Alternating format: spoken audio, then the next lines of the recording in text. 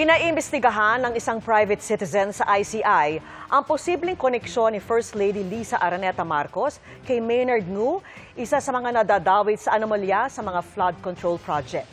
At nakatutok si Jonathan Andal.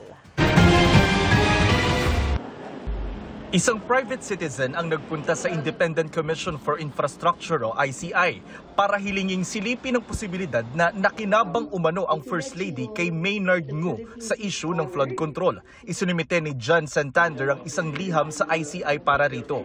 Walang direktang pag-atake sa ating First Lady. Patas dapat lahat imbestigahan. So, ulitin ko, hindi ito kaso pag-file ng case.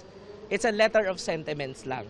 Ipinakita rin ni Santander ang mga litrato na nakuha daw niya online. Dito magkasama ang unang ginang at si Maynard Ngu, ang tech billionaire na idinadawit sa anomalya sa flood control projects. Sinusubukan namin kunan ng pahayag ang unang ginang at si Ngu.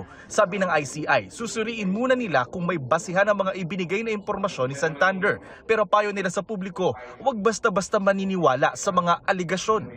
Kasi kung meron basihan yan para magpatuloy ang investigasyon, then we will move forward. We will investigate.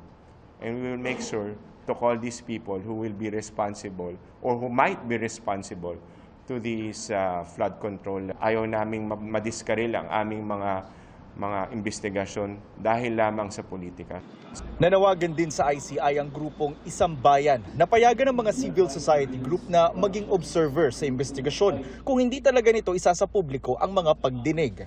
Kung meron man lang observer doon o merong mga representante, kahit hindi naman kami magtanong, makikinig lang, ano? Kahit yung US Embassy, pinakinggan na nila, inimbitan na nila doon. Yung, bakit yung mga civil service organization, baka pwede namang mga isa, dalawa, tatlo sa amin, makapag-dialogo sa kanila.